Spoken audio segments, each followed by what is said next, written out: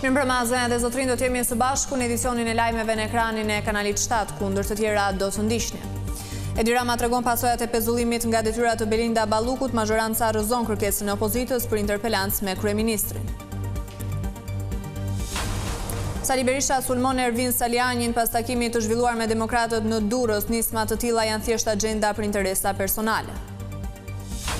Policia merr në pyetje personin e fundit të arrestuar për vrasjen e biznesmenit në Elbasan. Zbardh dhe dinamika e atentatit me 4 persona të përfshirë.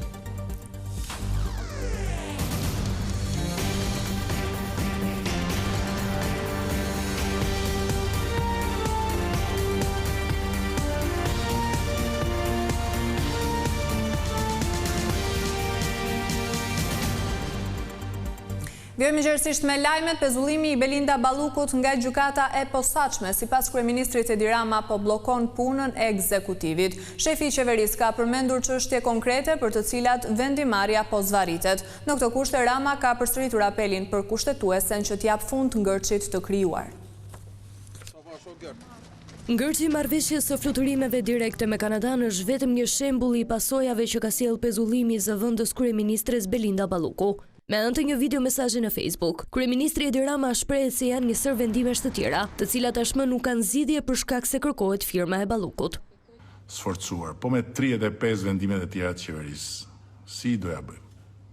Po me lejet e ndërtimit për investimet në energji të rinovueshme, në infrastrukturë, në godina publike, që kanë kaluar në KKT dhe nuk zbardhen dot pa firmën e pezulluar.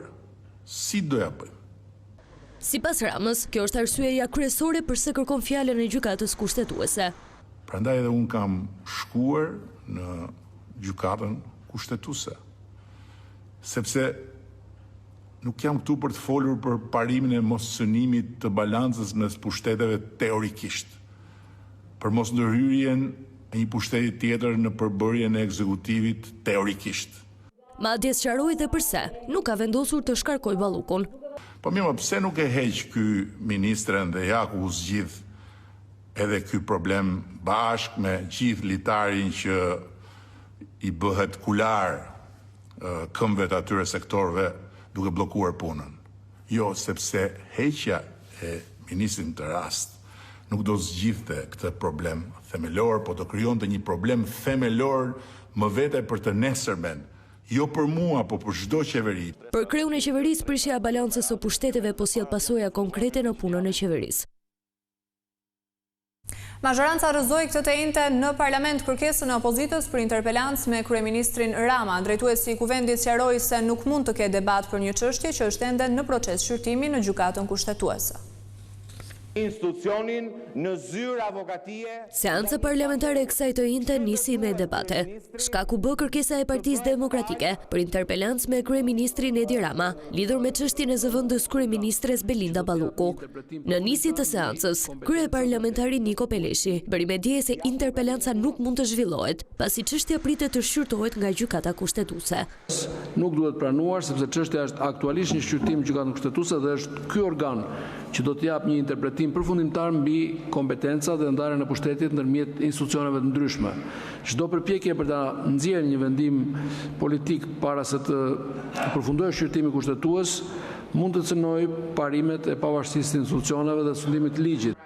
Përgjigjja e Peleshit solli reagimin e ashpër të opozitës. Në emër të grupit parlamentar të PD, Gazmend Bardhi jo vetëm kërkoi praninë e kreut të qeverisë në parlament, por edhe akuzoi atë se ka marrë në mbrojtje Ballukun.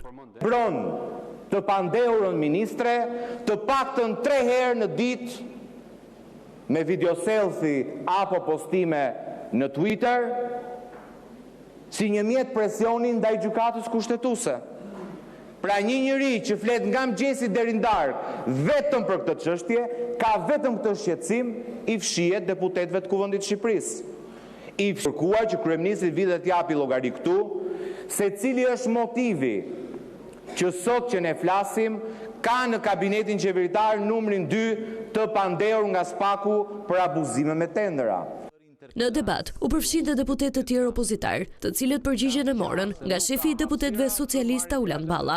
Nuk kam duhet të jep një llogari duhet të jepni llogari dhe nuk keni çfarë t'i bëni drejtësisë, nuk keni çfarë t'i bëni spakut. Këtë deputetin që për të bërë interesant për rrjetin e tij social, vërtet dhe kujton se është interesant se po u pendua Lulbasha, do të tregoj se sa para i ke dhënë për të marrë mandatin 2017. Kaqti. Dakord? Kujdes se mos të bën të penduarin Luli. 74 vota kundër. Me 74 vota kundër dhe vetëm 17 pro, Kuvendi rrëzoi kërkesën e opozitës për debat në parlament, lidhur me çështjen e numrit 2 të qeverisë, Belinda Ballukun. Lëvizja e Ervin Salianit ka trazuar ujërat në Partinë Demokratike. Kryetari i saj Sali Berisha ka deklaruar se nisma të tilla janë thjesht agenda për interesa personal. Madje sipas liderit të opozitës, disa nga ata që morën pjesë në takimin e Durrësit punuan për kandidatët socialist në 11 maj. Kryetari i Partisë Demokratike Sali Berisha shpërsoi tonen ndaj ish-deputetit Ervin Saliani duke cilësuar takimin e dieshëm në Durrës si agjendë personale të tij.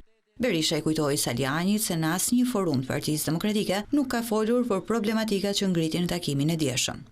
Është i antar kryesie, i cili është i kooptuar në kryesi, i cili në asnjë mbledhje kryesie s'ka shtruar asnjë nga këto probleme, pra ndjek i cili ka një zonë në kombinat i ngarkuar për analizë dhe për të gjitha, dhe këto ai do të ketë agjendë personale, ta vazhdoj gjërë në fund.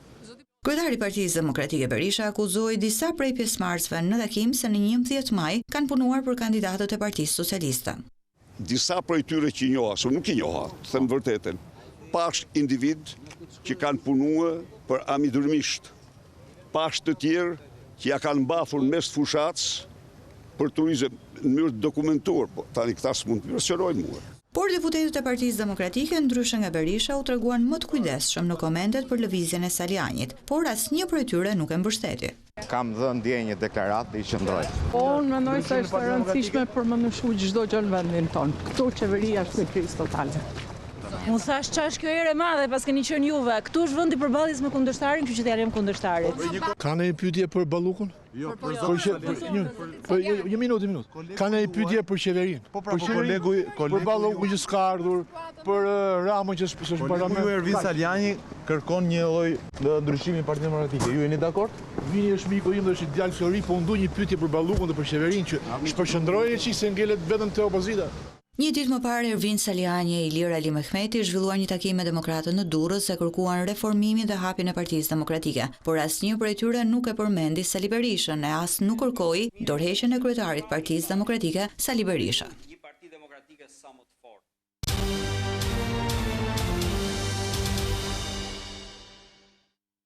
Një rrjedhje e gazit shkaktoi një shpërthim të fortë në një piceri në Tiranë. Përpasoj pronari i biznesit si dhe një punëtor janë plagosur lehtë, por dëmet materiale janë të mëdha. Një shpërthim i fortë si pasojë e një rrjedhje e gazi ka tronditur një kompleks pallatesh në afërsi të Ish Parkut në Tiranë. Vetratat e picerisë kanë përfunduar përballë të bizneset të tjera. Fatmirësisht nga shpërthimi nuk ka patur pasoja të rënda në njerëz, por pronari i biznesit dhe punëtori kanë mbetur të lënduar dhe janë dërguar menjëherë në spital. Piceria është ende pa hapur dhe pronari dhe punëtori ishin duke kryer ende punime. Pasi janë futur brenda, ata nuk e kanë ndier erën e gazit, si pasojë një rrjedhje në një tub dhe pasi ka nisur punën si zakonisht, një shkëndijë elektrike ka bërë që ambienti të përfshihet nga flakët. Vetratat e picerisë kanë dalë deri në sheshin e jashtëm të pallatit, ndërkohë si pasojë e tronditjes janë dëmtuar dhe disa biznese të tjera. Fatmirësisht bombulet e gazit kanë qenë të instaluara një kat poshtë biznesit dhe rrjedhja ka patur vetëm një tub gazi ku ka ndodhur dhe shpërthimi.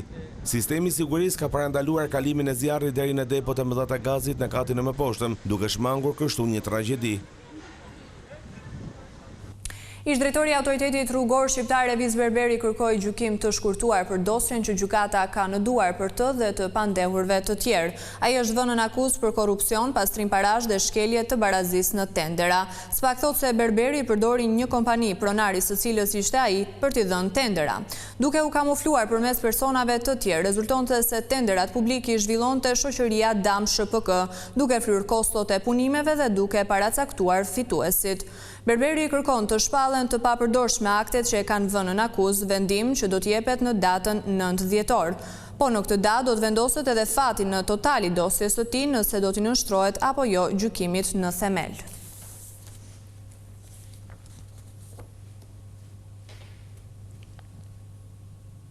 Policia ka marrë në pyetje personin e fundit të arrestuar për vrasjen e biznesmenit në Elbasan, por burimet bën të ditur se ai nuk ka pranuar të bashkëpunojë. Ndërkohë pamjet e kamerave të sigurisë tregojnë dinamikën e atentatit me të paktën 4 persona të përfshirë.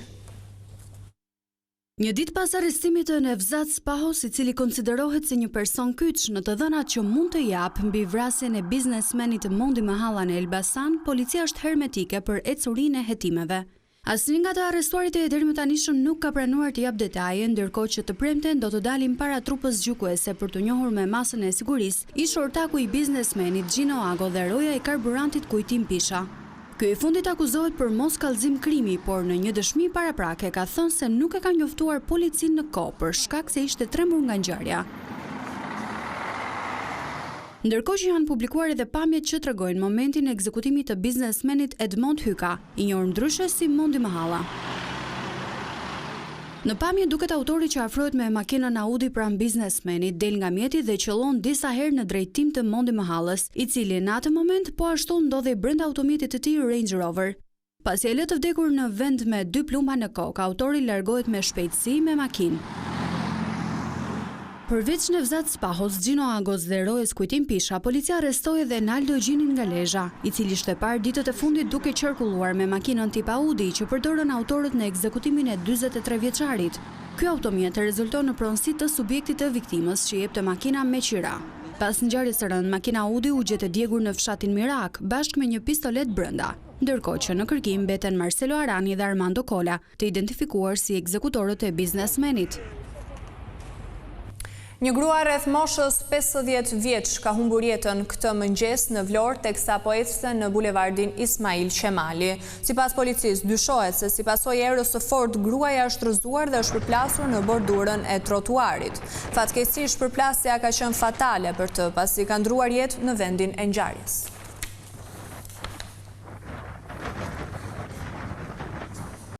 Dhe këtu kemi përfunduar me lajmet, unë ju falenderoj për vëmendjen, bashkë mirupafshim.